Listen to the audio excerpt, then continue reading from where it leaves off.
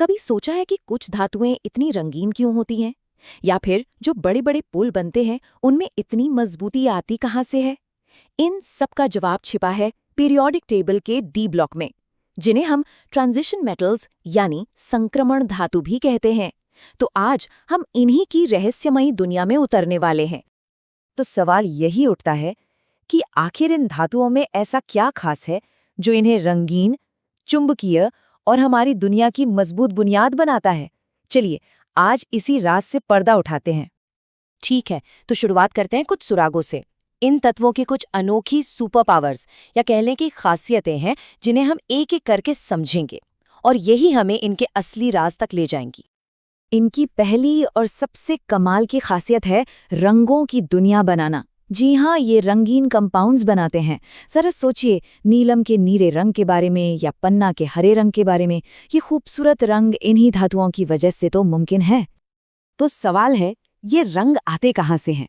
देखिए, copper ion नीला रंग देता है, क्रोमियम हरा और परमांगनेट बैंगनी। ये सब होता है एक प्रक्रिया की वजह से, जिसे डी इलेक्ट्रॉन ट्रांजिशन कहते हैं। अगर आसान भाषा में समझे तो जब रोशनी इन धातुओं पर पड़ती है तो इनके इलेक्ट्रॉन्स एनर्जी लेकर उछलते हैं, और जब वो वापस अपनी जगह पर लौटते हैं तो एक खास रंग की रोशनी छोड़ते हैं। बस वही रंग हमें दिखाई देता है। चलिए अब इनके दूसरे सुराग की तरफ बढ़ते हैं। इन तत्वों में गजब के चुंबकीय गुण होते हैं, और ये सारा का सारा खेल इनके इलेक्ट्रॉन्स पर ही निर्भर करता है। और ये काम कैसे करता है? बहुत सिंपल है। अगर किसी तत्व में अकेले मतलब अनपेयर्ड इलेक्ट्रॉन्स हैं, जैसे मैंगनीज में, तो वो पैरामैग्नेटिक होता है और चुंबक की तरफ खिंचता है। वहीं दूसरी तरफ अगर सारे इलेक्ट्रॉन जोड़ों में हैं, पेयर्ड हैं, जैसे जिंक में, तो वो डायामैग्नेटिक होता है और चुंबक से दूर भागता है। इनकी तीसरी सुपर पावर है मिक्सिंग की कला, मतलब मिश्र धातु या अलॉय बनाने की। ये धातुएं आपस में मिलकर बिल्कुल नए और पहले से कहीं ज्यादा मजबूत मटेरियल बना सकती हैं। स्टील, पीतल, कांसा, ये सब नाम तो हमने सुनी ही हैं। ये अलॉय इसलिए बन पाते हैं क्योंकि इन ट्रांजिशन मेटल्स के एटम्स का साइज लगभग एक जैसा होता है, जिससे वो एक दूसरे में बड़ी आसानी से घुल मिल जाते हैं, एक परफेक्ट मिक्सचर की तरह। और अब आते हैं इनकी शायद सबसे अनोखी शक्ति पर। ये तत्व किसी गिरगिट की तरह अपना केमिकल रूप बदल सकते हैं। इसका मतलब है कि एक ही तत्व कई अलग अलग तरीकों से रिएक्ट कर सकता है। इसी को हम कहते हैं वेरिएबल ऑक्सीडेशन स्टेट्स। और पता है इस रूप बदलने की कला का चैंपियन कौन है? मैंगनीज। ये अकेला तत्व 7 अलग अलग केमिकल रूप दिखा सकता है। यही चीज इसे इतना ज्यादा वर्सेटाइल बनाती है। तो हमने सारे सुराग तो देख लिए, अब समय आ गया है उस एक राज को जानने का जो इन सभी सुपर पावर्स के पीछे का असली सीक्रेट इंजन है, और वो है डी ऑर्बिटल। रंगों का इंद्रधनुष, चुंबकीय ताकत और रूप बदलने की काबिलियत, इन सब के पीछे आखिर वो एक राज क्या हो सकता है? उस राज को समझने से पहले एक कॉन्सेप्ट को अच्छे से समझना जरूरी है, वेरिएबल ऑक्सीडेशन स्टेट्स।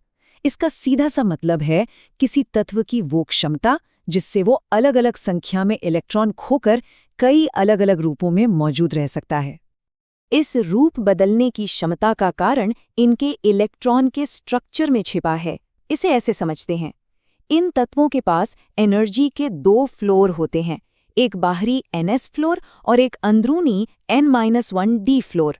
पहला स्टेप, इन दोनों फ्लोर्स के बीच एनर्जी का गैप बहुत ही कम होता है, और दूसरा स्टेप, क्योंकि ये इतने करीब हैं, इलेक्ट्रॉन किसी भी फ्लोर से बड़ी आसानी से बाहर निकल सकते हैं, और बस यही चीज तत्व को अलग अलग रूप देती है।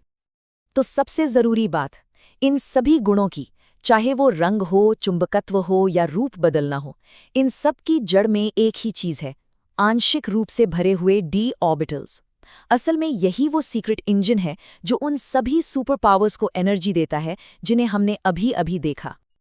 अब जब राज खुल चुका है तो चलिए देखते हैं कि ये सिद्धांत असल दुनिया में कैसे काम करता है और उन चीजों और प्रोसेसेस को कैसे बनाता है जो हमारी दुनिया को आकार देते हैं। अपनी इन्हीं वेरिएबल ऑक्सीडेशन स्टेट्स की वजह से ये ट्रांजिशन मेटल्स बेहतरीन कैटलिस्ट होते हैं, मतलब ये केमिकल रिएक्शंस की स्पीड को तेज कर देते हैं। और सबसे अच्छी बात यह है कि इस प्रोसेस में ये खुद खर्च भी नहीं होते। ये टेबल दिखाती है कि ये तत्व असल में हमारी दुनिया को कैसे चलाते हैं।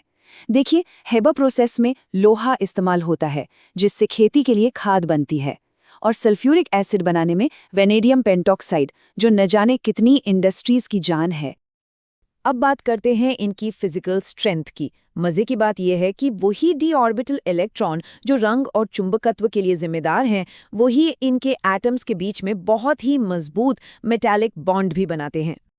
इसी वजह से इनके मेल्टिंग और बॉइलिंग पॉइंट्स बहुत हाई होते हैं और ये बेहद हार्ड होते हैं।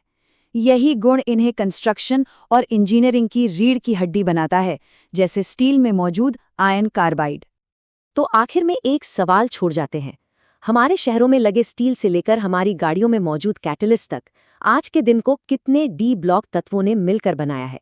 शायद गिनती हमारी सोच से कहीं ज्यादा है।